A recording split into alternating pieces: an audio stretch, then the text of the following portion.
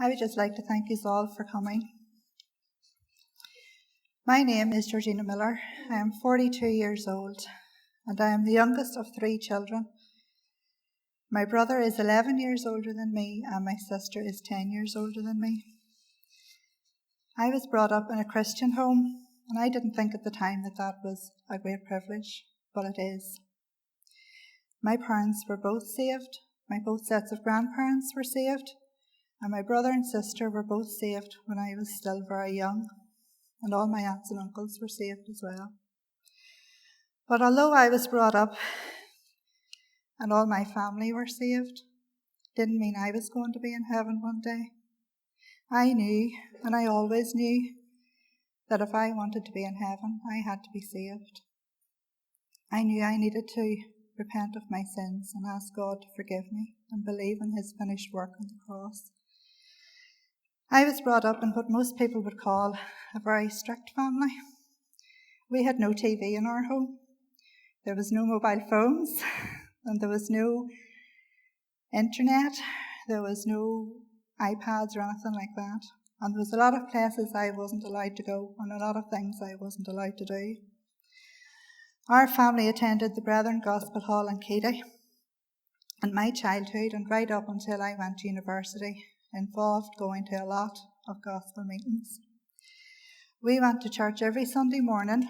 There was Sunday school in the afternoon, and then there was church again in the evening. And we always had to go. There was no such thing as saying, I'm not going today. And as well as Sunday meetings, we also had lots of series of gospel meetings. Back to back nearly sometimes. One wouldn't have been right over until the next one was about to start. And if they were in half an hour's driving distance of our home at all, we were there at least 3 nights a week, if not 5 nights. It didn't matter if we had school the next day, and saying you were too tired or you had too much homework was not an excuse not to go. With all these meetings going on, there was also a lot of times there was preachers in our home. Hardly a week went past that there wasn't a preacher there for tea or something, a cup of tea or dinner.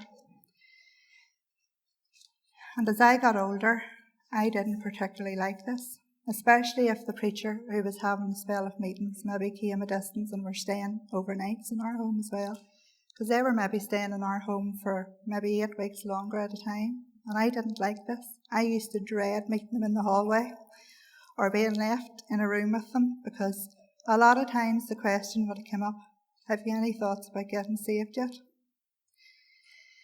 So this was the way things were in our home. That was how I was brought up. Going up through school, primary school and high school, wasn't too bad for me. I had a good wee group of friends that was also from Brethren background, and we all stuck together. So going on until about 1996, I was in 5th year and I was studying for my GCSEs. And one day I remember a gentleman came to our house. I didn't know who he was, but I knew straight away he was a preacher. And he was there to ask my dad if he could come to my granny's garage to have meetings. And of course my dad says, yes, of course, that would be great to have you. So at this time too, my sister was very ill. And as I sat on the edge of her bed one day, she took my hand and she asked me to promise her one thing. And that one thing was that I would meet her in heaven one day. I remember going round to the front of our house that day and sitting down on the garden wall, and I made up my mind that I was going to get saved. I wasn't going to let this opportunity pass again. So those meetings started at the start of May that year, 1996, and I was full on studying for my GCSEs, but I still went every night. And every night for the first 3 weeks of those meetings, Mr. Jim Martin read the text, John 3:16. It was the only text he read every night for 3 weeks. For God so loved the world that he gave his only begotten Son, that whosoever believeth in him should not perish, but have everlasting life. So it was Monday night, the 20th of May 1996, I came home from the meeting that night and I went straight up to my bedroom. And as I lay on top of my bed, just going over the death of Jesus on the cross and what it meant, it just hit me like a bullet, like it had never hit me before. That his death on the cross was for me, and that it was enough to wash away my sins, and that all I had to do was believe. And I got down at the side of my bed and I prayed to God to forgive me and to save my soul. I don't know the exact words I used, and I didn't see any bright lights or big bangs or anything like that. But there was a peace came into my soul and into my heart that I had never felt before, and I knew I was saved. And I had done what it said in John 3:16. I had believed in him, and the verse says, "Whosoever that believeth in him shall be saved." So I had my reassurance there and then. As I said, this was right in the middle of my GCSEs, and when the results came out that summer, I had surprised a lot of my teachers with the grades I got. So can I just say to any young people here tonight that's maybe studying for big exams, don't let that put you off getting right with God first.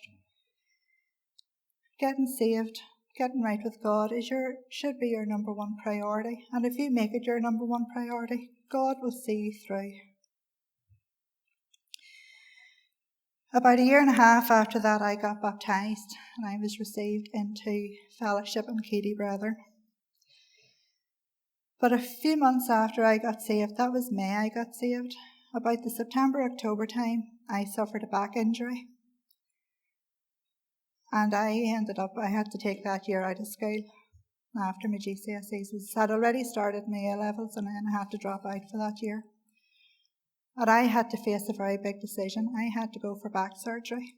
And the surgeon told me that there was a very good chance I would be paralysed as a result of it. But if I didn't have the surgery, I could be in a wheelchair anyway.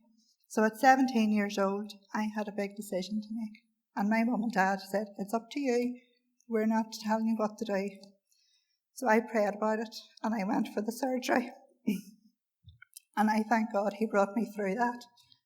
And I have never had any problems since that with my back. So then I went on the year after that then to do my A-levels. And then after A-levels I went to the University of Ulster at Georgetown to do my degree in accountancy. I was very nervous starting university because all my friends were away on a year in front of me then, and I didn't know anybody going on to my course. But that first day as I walked round Georgetown trying to find where I was supposed to be, it was like a lost duck. And there was another girl walking around too, and I picked up the courage to say to her, "What room are you looking for?" And it turned out she was looking for the same as me. She was in my course too, and she didn't know anybody either. She was a very quiet girl, just like me. And her and I became very good friends. But she travelled every day. She wasn't staying down near the university anymore. She lived close enough, and she was up towards Ballymena, so she travelled every day. And I think the Lord crossed our paths that first day so that I wouldn't make friends with any of the other ones staying round Belfast or staying round the halls of residence, because I was sharing a house with Christians. I was sharing a house with my best friend and her older brother and sister who were all saved. And my university life was very quiet.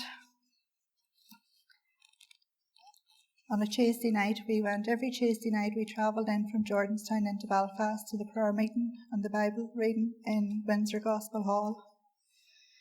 There was no partying, but we had many's a good laugh. So anybody starting university or at university, make sure you pick your friends wisely. Don't let them pull you into the world and into the partying and drinking life of the majority of university students. After I left university, I got a job in Belfast City Airport. It wasn't in accountancy, but it was a job I got at the time. And as part of the training, myself and another girl were sent to London for a week. And this was where I had my first taste of alcohol. The girl I was with had friends in London, and she wanted to meet up with them, and I tagged along. And I suppose to fit in and not to seem a bit weird, I took a drink or two, but I knew in my heart I shouldn't be doing this, and I shouldn't be in this bar.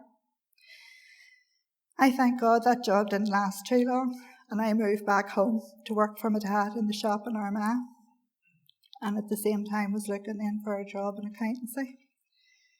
Not long after I had started working for my dad, his own accountant was up one day to see him, and in the course of conversation with me, he said, "How would you like coming to cover 9 months maternity in my office? I have a girl going off on maternity." So I says, "Right, that's okay." And my dad says, "Well, if 9 months is up and you still haven't anything, you can come back here." Well, that's 19 years ago, and I'm still working there in that place.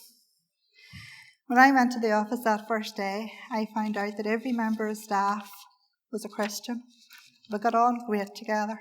There was no bad language. There was no talking about partying at the weekend or going out or trying to get you to go out or anything. Again, God had provided a place for me among Christians, and I didn't even have to go looking for it. So coming on then to June 2007, my granny passed away very suddenly in my arms one night. I thought she was about to fall, and I grabbed her under the arms. I called for my dad to come. And by the time he got to the top of our stairs, he said to me, "Just let her down, she's gone." Now, my granny was the only one of my grandparents that I really knew, because all my other 3 grandparents had all passed away when I was very young. So that happened just outside my bedroom door. After that, I found it very hard to go up our stairs at night or any time. I kept reliving that moment. And later on that year, I used that as my excuse, and I moved out of home and rented a house of my own. And that is when I got very far from God. My neighbours were all lovely people and all very friendly with each other, and they soon started inviting me to their house parties at the weekends. And again, I suppose to fit in, I started going. I started taking the odd wee drink. But because it was in a house, I tried telling myself, sure, it's okay. But it wasn't okay. I was hurting the Lord after he had done so much for me, and he had went through so much for me. If you're here tonight and you're saved, and maybe you're having a wee drink in a house and thinking, sure, it's all right, nobody knows. Remember, your Lord and Saviour knows and sees it all, and it's grieving him. This went on for maybe a year or more, and then I got the opportunity to buy my own house. So I moved away from that neighbourhood, and the neighbourhood I moved to was very quiet. And for the next couple of years after that, I kept myself very much to myself, but I was still far from God. I was just going through the motions. I was still going to church, but that was it. I was having no private time with God. I wasn't reading the Word or praying the way I should have been. And still from time to time, I was having that odd wee drink. Then in March 2011, I met Freddie. He wasn't walking well with the Lord at the time, but who was I to judge? I wasn't walking well either. We got engaged in 2012, and we got married in July 2013. Then in August 2014, Thomas was born. And it was when I was pregnant with Thomas that I came to a time when I thought, I've had enough of living like this. I wanted a closer walk with God. I had wasted far, far, far too many years not growing in my faith or learning more about the Lord. And that's all they were. They were wasted years. So I asked the Lord to forgive me and cleanse me afresh, and I came back to him and he restored me. Isn't it great to know that he will welcome us back with open arms? Anybody who's backslidden tonight, come back to him. He wants you back. Don't waste any more time. Come back to him. Because deep down, just like I did, that you aren't happy in where you are if you're backslidden. We were blessed then with Matthew, who was born in 2016. After Matthew was born, I went through a period of postnatal depression. And there were many times when I was in a very, very dark place. Many people didn't realise it or know it. I tried to cover it up. There were many times that I felt I couldn't cope anymore. And I thank the Lord He helped me through this. I was in such dark places I couldn't even pray. I couldn't do anything. But I thank God that there was family that was praying for me. And there was even times when I thought about ending it all. I just thought I was complete and utter useless mother. I just had no, I don't know what way to say it. I just was so, I couldn't see a way out of how I was ever going to be a good mother and how I was going to cope. But that was the devil telling me that. And I had thought different times about ending my own life. But I thank God He brought me through, and He made me realise that my two wee boys needed me. And I'm glad He brought us through that, because we went on then to be blessed with Miss Bethany in 2018. I thank the Lord for 3 healthy, beautiful children. And my prayer is, and our prayer is, as parents, that they would put their trust in the Lord and get saved too. I thank the Lord too that Freddie came back to the Lord in 2019. Thank God He is a never-failing God. He has never failed us, even though we have failed Him many, many, many times. It's not always an easy walk, and there are many times when life gets so busy with work, children, running a house. It's hard to get the calm and the quietness sometimes to spend time alone with God.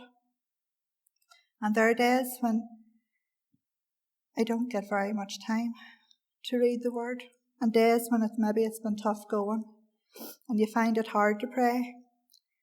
But you know the Lord sees and hears all, and if it's a prayer muttered when standing washing the dishes or driving down the road in the car, He still hears it and He understands. So any busy mums out there, and there's many of you, far busier than I am, you don't always have to be on your knees for God to hear your prayers. And He understands the trials that we face with our children day by day. And I'm so thankful that He does understand and that He's with us every step of the way. Thank you.